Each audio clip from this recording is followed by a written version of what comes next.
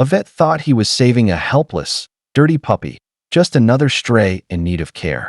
But as the water washed away the mud, the truth emerged. His face went pale, his hands shook, and his urgent cry, "Call 911," left everyone frozen. In fear. The vet clinic was unusually busy that afternoon. Phones rang nonstop, dogs barked in the waiting room, and anxious pet owners paced the floor. Amid the commotion, the glass door swung open, and a man stumbled in, clutching something, wrapped in an old towel. His face was pale, his voice hoarse as he muttered, "Please help." At first glance, the bundle looked like a small puppy, its body coated in thick, dried mud, with tufts of fur barely visible. The vet rushed forward, carefully taking the trembling creature into his hands. But the moment he touched it, an uneasy chill crept down his spine.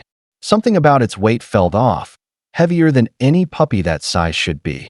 The clinic staff gathered around, whispering nervously. The puppy didn't whimper, didn't struggle, didn't even move. Only its piercing blue eyes flickered open for a second before shutting again. The vet frowned. He had treated hundreds of strays before, but never had he felt such an unsettling silence. For a moment, the room seemed to hold its breath. The vet tightened his grip on the towel, his instincts screaming that this was no ordinary case. He slowly exhaled, whispering to himself, "What are you?" The vet placed the muddy creature on a stainless steel examination table. The harsh overhead light revealed cracked layers of dried earth clinging to its body like armor. Bits of mud flaked off, exposing patches of skin beneath. But it was impossible to tell where the dirt ended and the animal began. With gloved hands, the vet gently pressed along its sides, checking for injuries. To his surprise, the chest rose and fell in steady, shallow breaths. The creature was alive, but silent, unnervingly silent. Most puppies would whine, squirm, or lick in fear.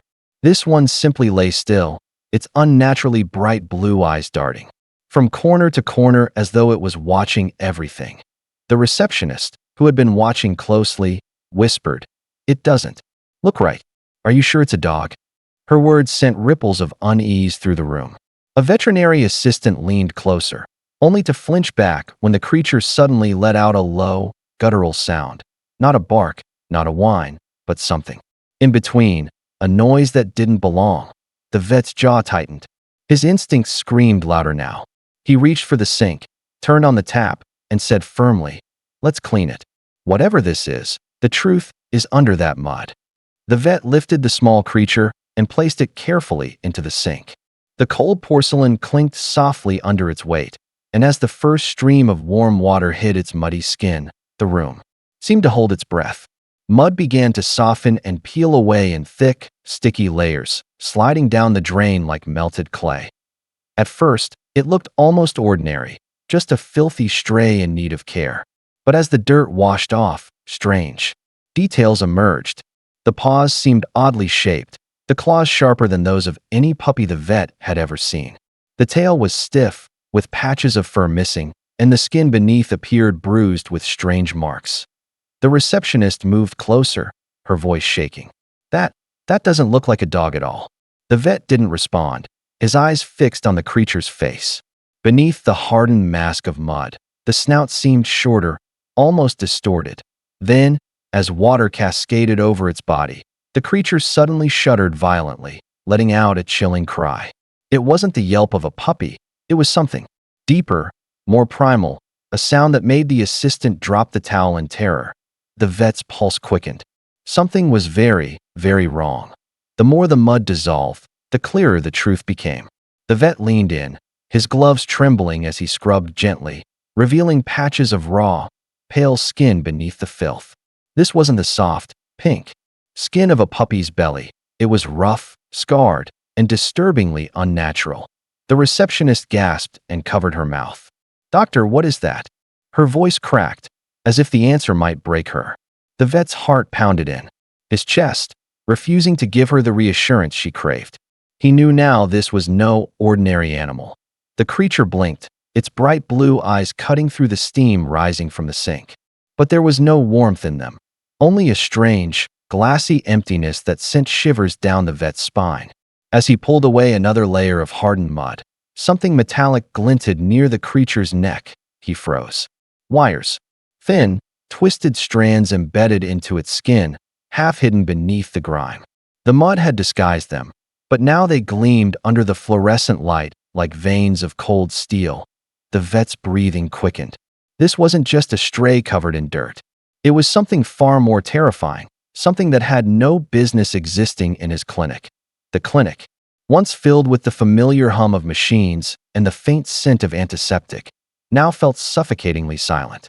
The vet stepped back, his gloves dripping with murky water, his mind racing faster than his pulse. He had treated thousands of animals, every breed, every injury imaginable, but nothing like this. He leaned closer, squinting at the embedded wires. They weren't random. They looked carefully placed, almost as if someone had designed them to blend with muscle and bone. His throat tightened. "This isn't natural," he whispered, barely loud enough for the receptionist to hear. She backed away instinctively. "Are you saying someone did this? To a puppy?" Her voice cracked, horrified at the thought. The vet didn't answer. He reached for a pair of sterilized tweezers and gently lifted one of the wires. It resisted, as if rooted deep within flesh. The creature twitched, letting out a sound that wasn't quite a whimper, more mechanical, distorted, almost metallic. The vet's hands shook. This wasn't an abused stray. This was a creation, an experiment someone had tried to disguise as a helpless animal. And whoever made it might be looking for it right now. The vet dropped the tweezers onto the metal tray with a sharp clang.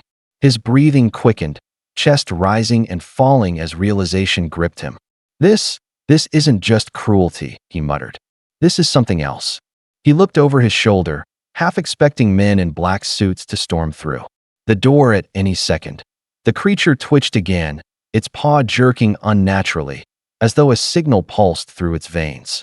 For a moment, a faint glow shimmered beneath the skin, blue, almost electrical. The vet's eyes widened. "No, this isn't an animal. At least, not completely." The receptionist pressed a trembling hand to her mouth. "What do you mean?" she whispered, her voice thin. He pointed at the glowing veins. "Somebody built this. Wired it, fused it, disguised it as a puppy. But why? For what purpose?" The vet's stomach churned with dread. Every instinct told him to pick up the phone and dial the authorities. But another part of him hesitated. Whoever had created this wouldn't just let it go. Calling the police might bring more danger than safety. And then, as if on cue, the clinic lights flickered. The puppy let out a sound, half bark, half static. The vet's hand hovered over the clinic phone, fingers trembling. His heart pounded like a war drum in his chest. One wrong move, and this thing on the table could wake fully, or worse, explode. He didn't know why, but every instinct screamed danger. Finally, with a sharp breath, he dialed. 911, what's your emergency? The comm operator's voice on the other end made his throat tighten. This is Dr. Collins.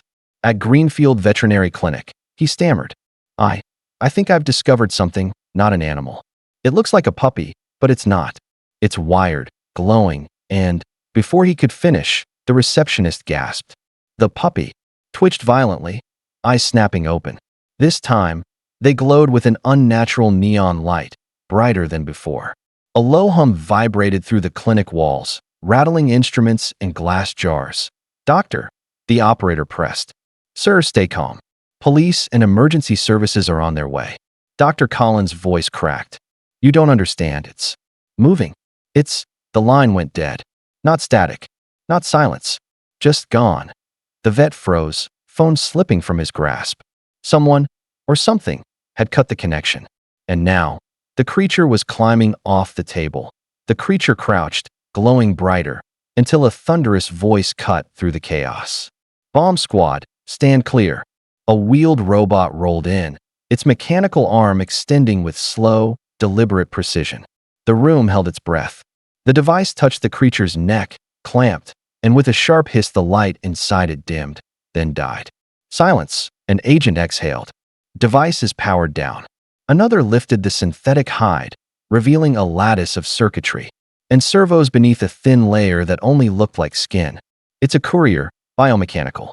Smugglers disguised it as a puppy to move contraband," he said grimly. The receptionist covered her mouth, shaking.